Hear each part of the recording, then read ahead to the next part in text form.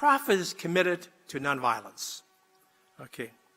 I'm not sure if you know who Christian Descharges is, but the only reason he isn't canonized yet is because he was martyred with 11 other people, and Rome's trying to decide, like, can we do him and not do the other 10 because they all died together, and so on. But he was the abbot of the Trappist monastery in northern Algeria. And in 1996, Al-Qaeda kidnapped the monks, except 2 of them who weren't there. One hid under his bed, and so on. And they took them out, and they killed them all. Okay. But their history with Al-Qaeda, and actually it was interesting. They were a Christian group, Trappists. They were living in northern Algeria in an entirely Muslim area. Okay. They were very, very much loved by the locals, you know, and they kind of became the center of the whole, you know, they were kind of the agricultural center, but they were very, very much loved by the people. But the people were being terrorized, not them. The people were being terrorized by Al-Qaeda, and the monks stayed there because the people felt the monks would be their protection. Okay. Eventually, they were martyred. Okay. But before that happened, they were martyred in May. But on Christmas Eve, the year before, as they were getting set for Mass, you know, the terrorists broke into the monastery with machine guns, and they held people hostage. And there was a medical doctor, and they wanted this medical doctor to come out to some wounded people. But the medical doctor was in his 80s with asthma and not very well. And Christian said, he can't go. He can't go. He said, then we're going to take the medicines. And he said, no, you can't. They're for people here. They're for kids, and so on. And he kind of backed down the leader who was holding his machine gun, and so on. And at a certain point, the leader says, you don't have a choice. He said, hand it over. And he said, well, you don't understand. We do have a choice. And I'm saying no. And then eventually the man backed away and shook his hand. You know, and he's walking away. Christian says to him, he says, you know, this is a special night. You know, he said, why? He said, it's the birth of Jesus. Celebrate Christmas. And the terrorist said, I'm sorry, I didn't know. And they left. And then he began to write letters to this terrorist person, who then actually protected the monastery until he himself was killed by the government. And then, but the interesting was, they broke in to the monastery with machine guns. They held everybody hostage. As soon as they left, from then until the day they died, their prayer was always to say, disarm me. The Trappist priest said, in the presence of arms, he said, you pray to be disarmed. He says, disarm me. That was Christian's prayer in his diary again and again. He'd go to chapel and scared. Any night they might get killed, but and the army wanted to come and protect them, and he says, you can't have guns inside of a monastery protecting monks. He said, no. He said, our prayers just, we live with this, we trust in God, we just, in our prayers, disarm me. In the face of, see, this is true prophecy, in the face of guns, you disarm yourself, rather than arm yourself. Now, as we said last week, and come back on this, with pacifism, not everybody can do this. Remember last week we had quite a long discussion on that, and I think it was with this group. Okay. I talked to 3 different groups at the weekend, but I think it was with this group we talked about. Now, see, a prophet always seeks to disarm. Remember last week we said, but not everybody's a prophet. That doesn't mean you can't have cops, and it doesn't mean you can't have soldiers. Remember last week I quoted Cardinal George, and he says, pacifists are to spirituality, he said, and to justice, what celibates are in society, you know, vowed celibates. They're not the majority, it's not the normal occupation, but they point to something beyond, you know. So pacifists point to the fact, in heaven there'll be no guns. Maybe for recreational hunting, but certainly not for shooting people, okay? And see, Dorothy Day and Daniel Berrigan and all these people, and Martin Luther King, they were already there. Dorothy Day said, I just can't imagine Jesus with a gun backing somebody off. Berrigan always says, all violence begets more violence. He says, check it out. In history, he said, violence never stops violence. It stops some skirmish, and then you have more violence, but violence never stops. And each war, produces its next war. Now, I said a prophet seeks to incarnate God's powerlessness. Okay. I want to do a little scriptural excursion here. In the Gospels, you'll often hear this, where they talk about Jesus, and they say Jesus, in his person and in his preaching, had great power. They said, he speaks with power, and the scribes and Pharisees don't speak with power. Okay? They said, he has great power. Now, that's easy to misunderstand. Okay? In the Greek New Testament, there are 3 words for power, 2 of which we have directly in English. But they all translate as power. One is the word energy, energia in Greek. So that, energy is a form of power. And that's power of strong health, muscle, or firepower. A middle linebacker on a football team at the peak of his career, he has great power. Break you in half. Okay. Energy, muscle is power. Okay. Then they have a second word, which we also have an English word for which we get our word dynamite and dynamic. Dynamis. Dynamite is power. Dynamic is power. So you have, for instance, you can have a speaker who's really energetic. He has energy. You can have a speaker who's very dynamic. Sometimes when you see some of these TV evangelists in mega churches, the speaker has both great energy and great dynamism. They go in front of 6,000 people, and or you see that especially with artists and rock singers. Rock singers have incredible dynamism. They electrify a crowd. They come out and just wham, they shoot the lights out. That's great power. It's great dynamism. Mick Jagger on stage at his best. Okay. Now, they never used those words about Jesus. They never say Jesus was energetic. They never say Jesus was dynamic. They said he has great exousia. We have no word like that in English. Exousia. Okay. That's a Greek word for which we have it means power, but we have no English equivalent for it or in our Western languages. Probably the closest word to it would be the word vulnerability, which is a very different kind of power. Vulnerability is power. Now, we don't have a word for it, but we have an image for it. And the image for exousia is a baby. A baby has great power precisely because it's completely vulnerable and completely powerless. So if you put a football player and a rock star and a baby into a room, who has the most power? Well, they have different kinds of power. The football player has this muscle power. The rock star has this dynamism. The baby has this kind of helplessness and so on, which is a great, powerful moral power, and it works in godly ways. That babies do exorcisms. It's true. Notice we have to watch our language around a baby. It can't even understand. So, careful.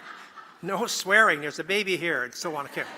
So you don't watch your language around football players or rock stars. Okay. In fact, you jack it up a bit. Okay.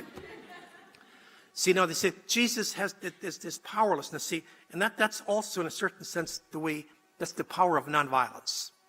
See, nonviolence is the ultimate power because it's completely unviolent. It's completely powerless.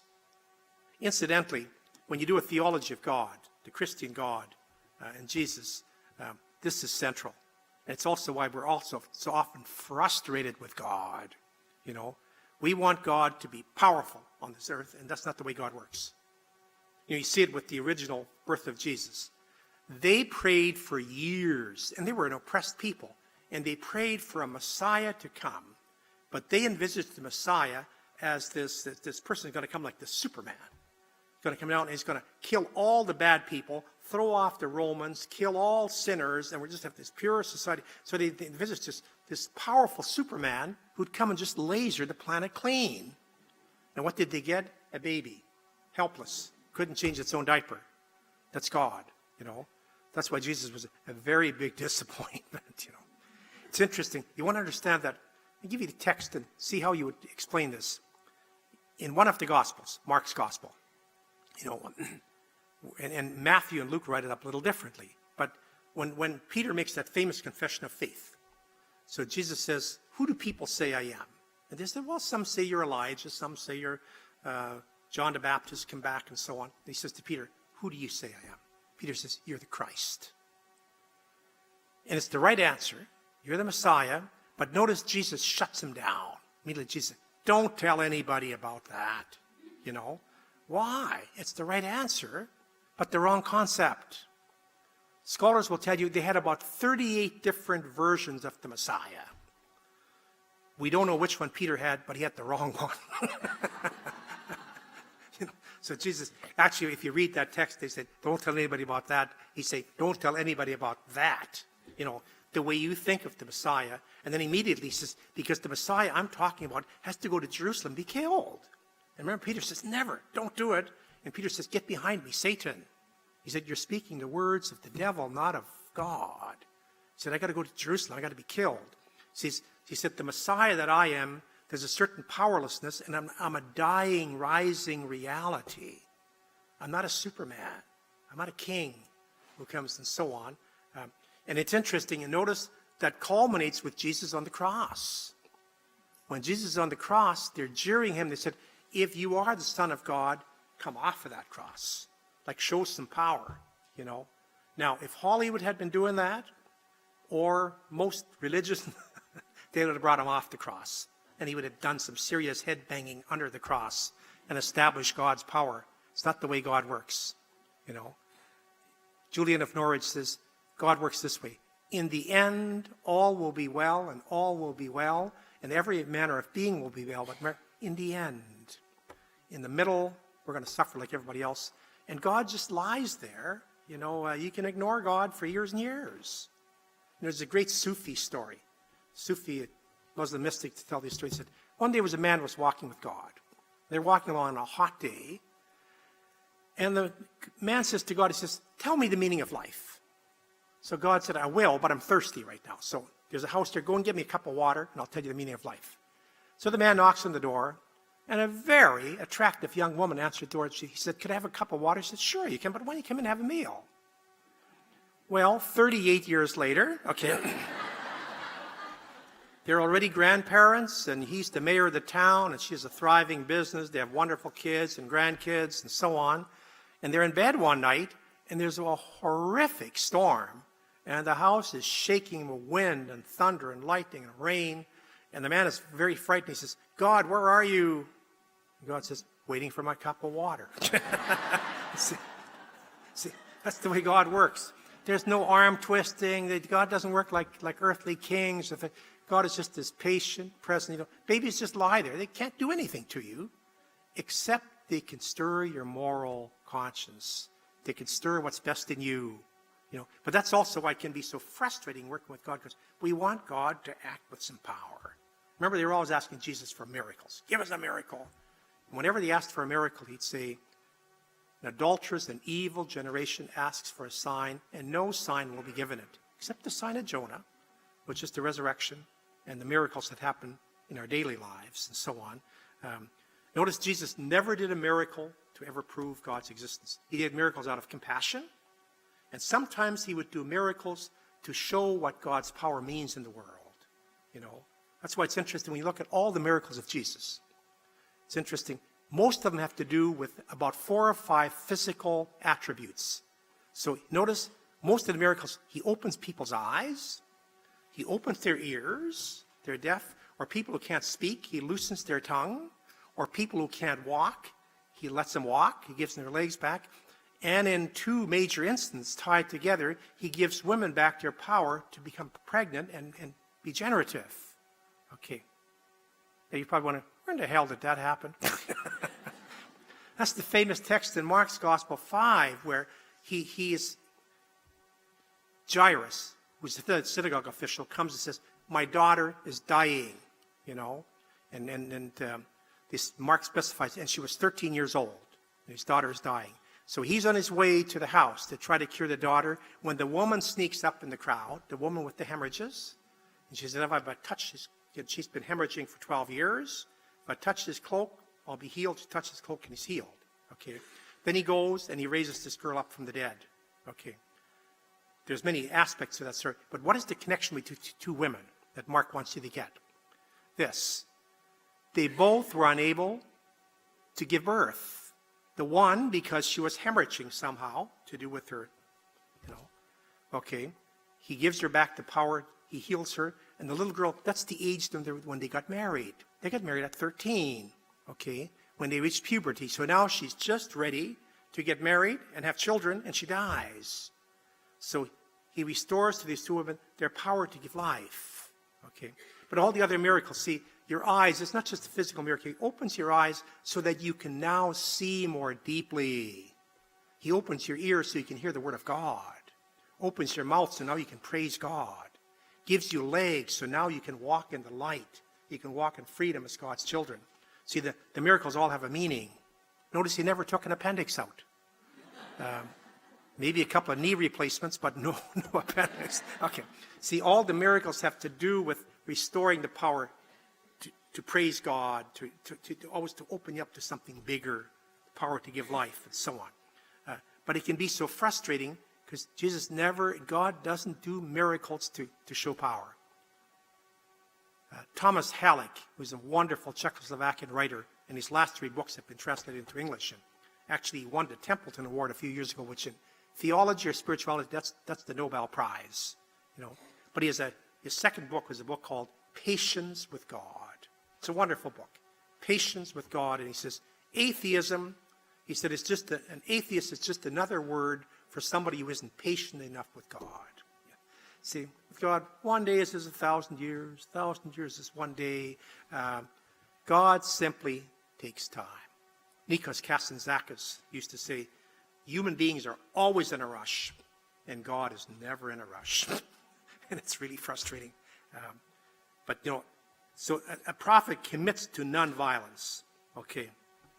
The bottom of it, Berrigan says, be powerless criminals in a time of criminal power. The worse that society gets or something, the more, he said, powerless. Christian Desjardins, disarm me. Just in the presence of guns, just disarm me.